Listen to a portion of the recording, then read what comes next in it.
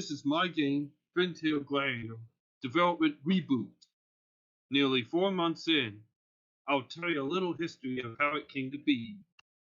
Middle 2019, just from the before the pandemic and during, it's like I made the first prototype version. How it came to be, I first tried the fish jumping with tail with water and airborne before 100% water, but it turns out when I want to do AI opponents that control the same thing, the problem is that it's much harder to create an AI that can be telegraphed with gravity. So I reduced the scope down to a water only early on. That made it very easy to create the AI opponents using one constraint. Control movement only, no other actions. And so that resulted in this very very thing called Fintail Gladiator, the prototype. As you can see from various screenshots, it's a very frantic action. The first prototype version basically supports up to 2 players. It has 4 AI types, and things feel quite rough. And it was very part-time work indeed that I had to put a stop to it. What made me stop was level weight transition was broken, and so I had to put a hiatus on that. How I managed to come back to this game is through this 30-day game making video. This is one Game Maker's Toolkit. I'm making a video game about magnets. So basically, it's like what this guy is doing is like he made a game prototype in 30 days.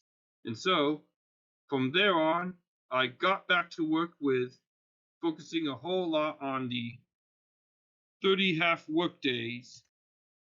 As you can see through my Twitter account, I begun the weekday challenge. I make tweets about various things almost every day, or ensure that things are very up to date. And coincidentally, as time gets closer and closer to implementing almost everything from the first prototype, I knew I had to be ready to get that playtest at GDC. And bingo! Look at that. Instead of 2 players, now it's 4 players simultaneous. That's all within the first month. Impressive. And so, second is that I created lots of gameplay elements within the beginning of GDC, and then it's like the biggest moment was doing the playtest during GDC week, the prototype playtest and game dev mixer. I obtained a great deal of feedback so that I managed to focus a whole lot on improving the game iteratively, and that means I had to do things like myself, such as drawing quick art and then making some music. And then the urchins finally come back. The third month was more so of taking lots of feedback. And one of the things that was missing from the first prototype that I finally refined is the dynamic difficulty. Because arcade-inspired games require dynamic difficulty management. And one of the biggest achievements is the tail side flip, which is how I managed to make it entirely happen. And so, this is a tail flip, how it happens, it started, and how it managed to evolve. Aha! Tail flip, game changer! And so, that results in a lot of it, and it's all thanks to utilizing Trello for some base level project planning. And the fourth month, I managed to focus a lot on finishing up the game, because I knew I had to stop thanks to my full-time job. And as you have seen, it's getting better and better. I made some music through GarageBand on iPhone, and then after doing all bunch of little feedback things, including the pause, the speed controls that are tighter, and rough detailed graphics, it results in the following. Boop! MVP version is done. I'll show it to you right now. I'm switching a screen. Got it.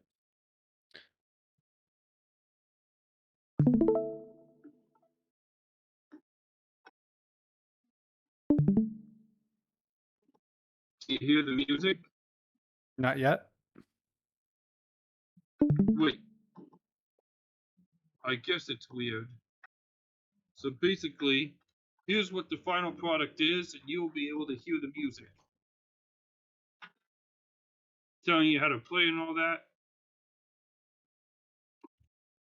And I managed to put in the graphics. If you play it right now, you'll definitely hear the music with more of the percussion oriented with bongos, taiko, and some steel tin instruments to I keep think it very frantic.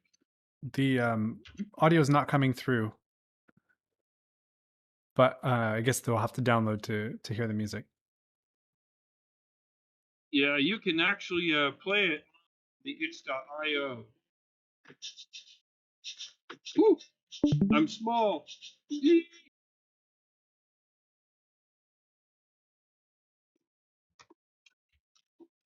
So, anyways, I'm gonna pause, exit, and now. So basically, the MVP version is finished. Since I did enjoy doing a bunch of game prototyping, game development, I knew I had to stop because I cannot keep on making a game while doing it by myself and have a full-time job, and that certainly makes it quite difficult to keep on going. Yeah, I know how that is.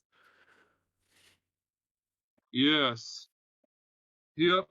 And I grabbed some free assets like like the underwater thing and tiles because I care more about getting a good enough product to hopefully expand. And so, here is the potential expansion with Fintail Gladiator. The free MVP is available for itch.io, and it is intently going to be a small sample of what could come in the future. Shall I be able to have confidence in pushing further on the product, my first plan of expansion is a home version. Think of it this way. The MVP is like a tiny array of sushi dishes that you can only get enough for an appetizer, but the home version should be a good enough entree so that you'll have more content and polish. But after the home version, who knows if I could tackle onto other platforms as well? The potential with Fintail Gladiator is enormous.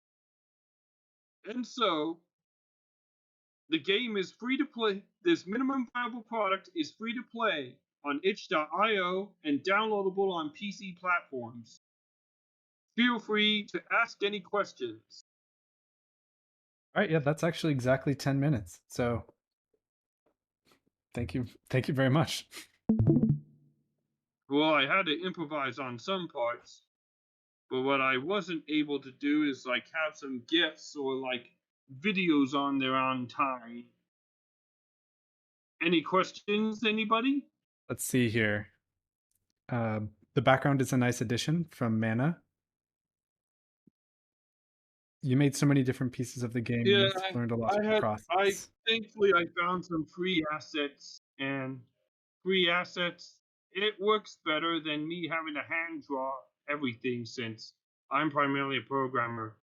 So something that's good enough will be better than me badly drawing stuff.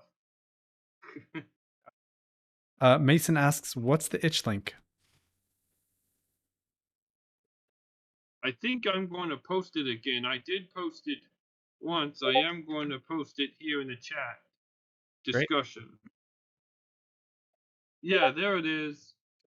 I did post in discussion, I swear. So I posted in 2 areas to have all things covered. The discussion and this main stage chat. So anybody else have questions in regards to my game or anything?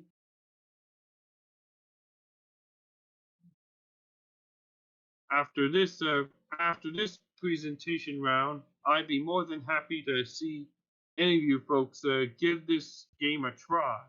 We have a question here from Designer XPR. Cool project. What changes or new features are you planning for the future versions of this project?